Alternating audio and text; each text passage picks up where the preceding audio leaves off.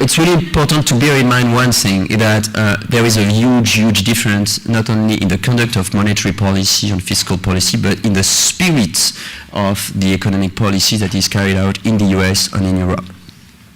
In the US, you have a very strong choice, which is a choice of keeping the deficit low. It's not only a political choice because of 2012, it's just the idea said by Bernanke that you need some support and you need recovery before you make the correction. In Europe, it's totally different. We make the correction now. We know that it will be costly. We know that we have to go through several years of pain, but then we will have a much better economic situation. So this is clearly what you're seeing here. You can see that over the next two years, deficit in the US will remain low.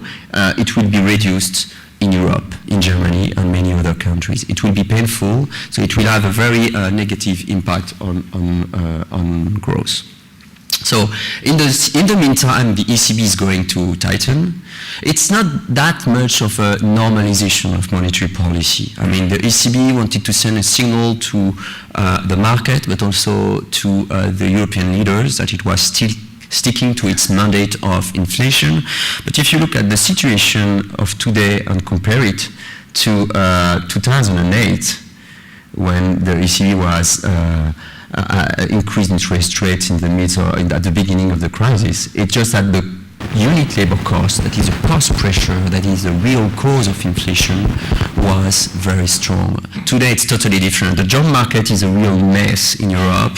Unemployment ratio, especially in the south, is very this is complicated because it's 9% for the area, it's close to 6 for the north, and it's close to 15 to 17 in the south. But on average, the labor market is still very weak, and wage growth is still very weak too. So the ECB will probably tighten once or maybe twice this year. It's something that will not drive the euro that much higher. It will probably increase some difficulties in the south, but it's part of the tightening of the what we call the policy mix. But it's still it won't be going as a market. It seems to be expecting up to 2%. So it leads us to one of those risks that have been said before regarding the ECB. The ECB is increasing risk, and you can see increasing interest rates. So what you can see is that most of the countries that are suffering, that in Spain, Ireland, Portugal, and Greece, are the country where most of the mortgage credits are based on floating rates. So it's clearly not really clever, but one of the reasons the ECB will probably not be able to tighten and normalize that much is that the ECB is still lending a lot of money to banks of, here the worst, Ireland, Greece, and Portugal. Spain, as you can see, Spain banks are no longer highly dependent on the liquidity provided by the ECB. So the global outlook in Europe has to be thought in the context of a strong currency. I mean, the euro can go down to 130, but it's still strong. You have fiscal tightening, and you have a monetary policy tightening, which even limited may have an impact on the southern Europe countries. That's the reason why we are not that really pessimistic on the prospect for growth in the Eurozone this year. I don't know how much time I have left. Okay, so maybe it's important for all of us to discuss. I won't make a country by country analysis. I will try to think with you about how where the Eurozone is going over the next few years, and what should be done to correct the imbalances. So first of all, I will do something which is really politically incorrect for a French company. That is to consider that France is part of the Southern Europe. Some may take it very badly, but I just do the math. I just take the charts and I take current account and fiscal balance. And South-North divide is very easy.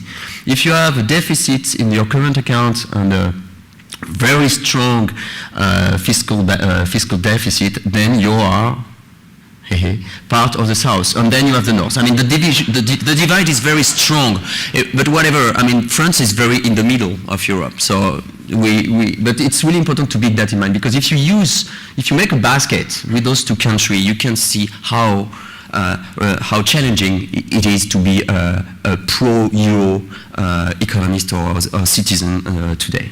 So first of all, there are some, I will go and show big differences. There was some difference of growth between North and South over the last 5 years, and the reason is very straightforward.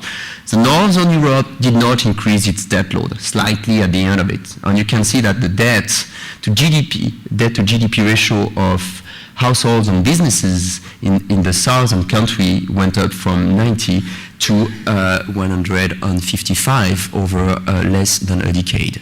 So this just what caused the crisis for banks and for in the US, but it's the case for the private sector in Europe.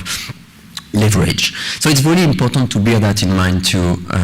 The crisis of the southern country is not only a crisis of public profligacy, I have a problem with this word, I mean fiscal spending, unrelentless increase in wages of civil servants or whatsoever. It is a case in Greece. It's to a certain extent the case in Portugal, but if you look the case of Ireland and Spain, it's absolutely not the story. The story of Ireland and Spain is this one. Strong leverage in the private sector, strong construction activity, a skewness in the GDP, and just keep in mind that the deficit of, the fiscal balance of Spain and even Ireland were positive up to 2008. So this is really important to see the difference. So the question that lies behind is how those countries of the South can have strong growth without a sharp increase in debt. The other issue that you have, and which is very important, is that this growth of southern country help the northern country to grow, and in some case, such as the case of Germany, to go through a very strong domestic and supply adjustment.